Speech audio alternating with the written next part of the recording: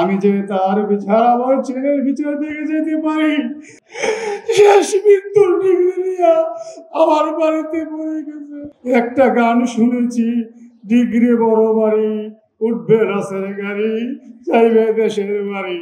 আমার ছেলে দেশের বাড়িতে চলে গেছে।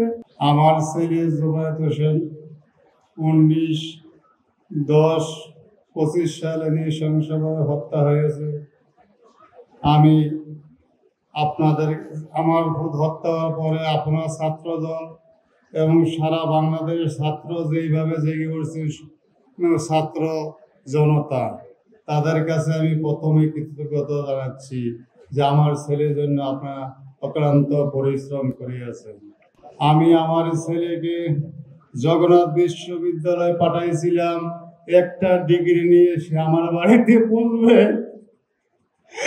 শেষ মৃত্যুর ডিগ্রি নিয়ে আমার বাড়িতে পড়ে গেছে। একটা গান শুনেছি, ডিগ্রি বড় বাড়ি, উঠবে রাসের গাড়ি, যাইবে দেশের বাড়ি। আমার ছেলে দেশের বাড়িতে চলে গেছে। আমি এইখানে উপস্থিত এই ভার্সিটির শিক্ষক শিক্ষিকা বিশেষ সাহেব এবং গণ্যমান্য ব্যক্তির কাছে আমার একটাই দাবি, প্রকৃত খুনির বিচার চাই এবং সর্বোচ্চ বিচার চাই। আমি যে তার বিচার আমার ছেলের বিচার দেখে যেতে পারি, আপনাদের কাছে আমার এই আবেদন থাকবে।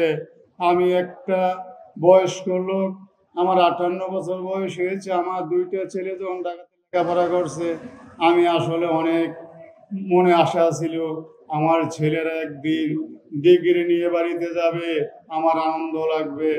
আমি টাকা পয়সার জন্য এবং আমি দ্রুত বিচার চাই আমার ছেলের জন্য, অতি দ্রুত বিচার। এবং আপনারা যারা এখানে আছেন সকলের সহযোগিতা চাই, সহযোগিতা করবেন। সকলের প্রতি কৃতজ্ঞ যাপন করছি। যেইভাবে বাংলাদেশের মানুষ এই প্রান্ত থেকে প্রান্তে আমার বাড়িতে, নোয়াখালী, সিলেট, অনেক জায়গা থেকে লোক আসে আমার সান্ত্বনা দেওয়ার জন্য। আমি সবার কাছে একটাই দাবি যে আপনাদের মাধ্যমে এবং বাংলাদেশ আন্দোলন করছে আমার ছেলের জন্য, তাদেরকে আবার কৃতজ্ঞতা স্বীকার করি।